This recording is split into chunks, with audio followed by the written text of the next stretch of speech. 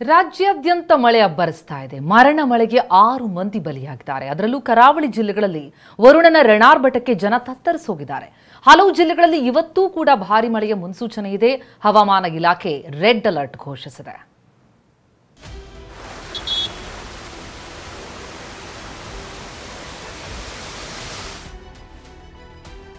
ರಾಜ್ಯದಲ್ಲಿ 2 ದಿನಗಳ ಮರಣ ಮಳೆಗೆ 6 ಜನ ಬಲಿ.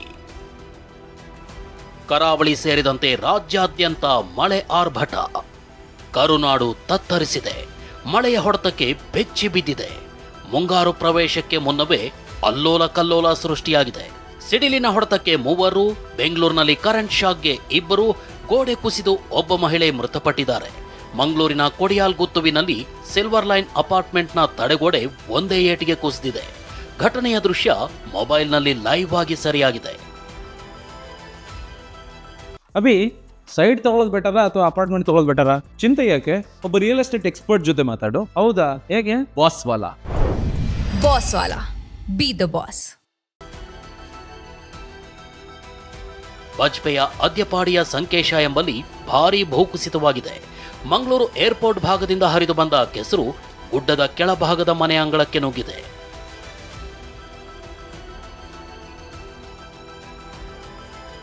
ಧಾರಾಕಾರ ಮಳೆಗೆ ಉಡುಪಿ ಮಣಿಪಾಲ ರಸ್ತೆಯಲ್ಲಿ ಅಕ್ಷರಶಃ ಜಲಪ್ರಳಯವೇ ಸೃಷ್ಟಿಯಾಗಿತ್ತು. ರಸ್ತೆಯಲ್ಲಿ ನೀರು ಸುನಾಮಿಯಂತೆ ಹರಿಯುತ್ತಿದ್ದ ಕಾರಣ ಸವಾರರು ಪರದಾಡಿದ್ರು. ಮಣಿಪಾಲದಲ್ಲಿ ಕೆಸರು ತುಂಬಿದ ನೀರು ನುಗ್ಗಿ ಅಂಗಡಿ ಮಾಲೀಕರು ಕೂಡ ಪರದಾಡಿದ್ರು.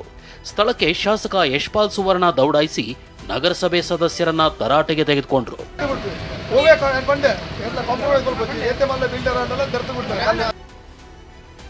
ಕರಾವಳಿ ಜಿಲ್ಲೆಗಳಿಗೆ ರೆಡ್ ಅಲರ್ಟ್ ಘೋಷಣೆ. ಕರಾವಳಿ ಜಿಲ್ಲೆಗಳಲ್ಲಿ ಮತ್ತೆ ಭಾರೀ ಮಳೆಯಾಗುವ ಮುನ್ಸೂಚನೆಯನ್ನ ಹವಾಮಾನ ಇಲಾಖೆ ನೀಡಿದೆ. ದಕ್ಷಿಣ ಕನ್ನಡ ಜಿಲ್ಲೆಯಲ್ಲಿ ಇನ್ನು 3 ದಿನ ರೆಡ್ ಅಲರ್ಟ್ ಘೋಷಿಸಲಾಗಿದೆ. ಉಡುಪಿಯಲ್ಲಿ ಇವತ್ತು 1 ದಿನ ರೆಡ್ ಅಲರ್ಟ್ ಘೋಷಿಸಲಾಗಿದೆ. ಉತ್ತರ ಕನ್ನಡ ಜಿಲ್ಲೆಯಲ್ಲೂ 3 ದಿನ ಭಾರೀ ಮಳೆಯಾಗುವ ಮುನ್ಸೂಚನೆ ನೀಡಲಾಗಿದೆ. ಹೀಗಾಗಿ ಇಂದು ಹವಾಮಾನ ಇಲಾಖೆ ರೆಡ್ ಅಲರ್ಟ್ ಘೋಷಿಸಿದೆ.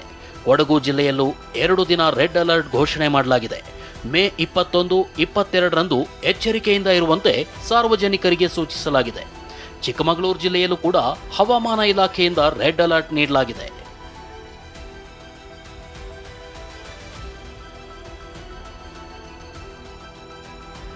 ಬೆಂಗಳೂರಿನಲ್ಲಿ ಧರೆಗುರುಳಿದ ಮರಗಳು, ವಿದ್ಯುತ್ ಕಂಬ. ಬೆಂಗಳೂರಿನಲ್ಲಿ ಮಳೆ ಜೊತೆ ಜೋರು ಗಾಳಿ ಬೀಸುತ್ತಿರೋದ್ರಿಂದ ಕ್ಷಣ ಕ್ಷಣಕ್ಕೂ ಮರಗಳು ಧರೆಗುರುಳುತ್ತಾ ಇವೆ. ಚಾಮರಾಜಪೇಟೆಯಲ್ಲಿ ಬೃಹತ್ ಮರವೊಂದು ಉರುಳಿ ಬಿದ್ದಿದೆ. ಮರ ವಾಲ್ತಿರೋ ದೃಶ್ಯ ಸಿಸಿಟಿವಿಯಲ್ಲಿ ಸೆರೆಯಾಗಿದೆ.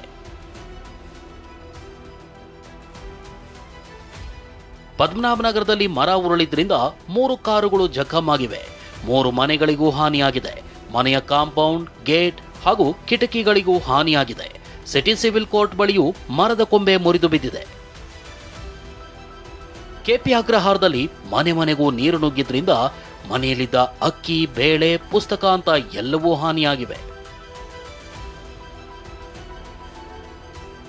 ಕರೆಂಟ್ ಶಾಕ್ಗೆ ಬಲಿಯಾದವರಿಗೆ 5 ಲಕ್ಷ ಪರಿಹಾರ. ಬೆಂಗಳೂರಿನಲ್ಲಿ ಸೋಮವಾರ ಕರೆಂಟ್ ಶಾಕ್ಗೆ 2 ಬಲಿಯಾಗಿದ್ರು.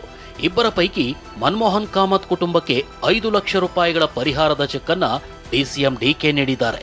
ಮತ್ತೊಬ್ಬ ಮೃತ ಬಾಲಕನಿಗೆ ಇವತ್ತು ಪರಿಹಾರ ನೀಡ್ತೀವಿ ಎಂದಿದ್ದಾರೆ.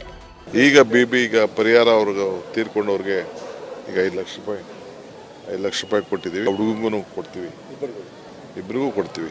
ನಿನ್ನೆನೂ ಕೂಡ ನಾವು ಬೇರೆಯವ್ರಿಗೆ ಕೊಟ್ಟಿದ್ದೀವಿ. ನಾವು ಇಬ್ಬರು ಕೊಡ್ತೀವಿ. ಆಮೇಲೆ ಅಲ್ಲಿ ಎಮ್ಮೆಗಳು, ದನಗಳೆಲ್ಲ ಸತ್ತಿದೆ, ಅವು ಕೂಡ ಎಷ್ಟು ಪರಿಹಾರ ಕೊಡಬೇಕು ಅದು ಕೂಡ ಕೊಡ್ತಾರೆ. ಇನ್ನು ಉತ್ತರ ಕರ್ನಾಟಕದ ಹಲವು ಭಾಗಗಳಲ್ಲೂ ಭಾರೀ ಮಳೆ ಸುರಿತಾ ಇದೆ. ಕಲಬುರಗಿಯ ನಾಸ್ ಕಾಲೋನಿಯಲ್ಲಿ ಬಿರುಗಾಳಿ ಮಳೆಗೆ ಬೃಹತ್ ಮರ ನೆಲಕ್ಕುರುಳಿತ್ತು. ಕರೆಂಟ್ ವೈರ್ಗಳು ಕಟ್ಟಾಗಿದ್ವು. ಯಾರೂ ಇಲ್ಲದ ಕಾರಣ ಪ್ರಾಣಾಪಾಯ ಸಂಭವಿಸಿಲ್ಲ.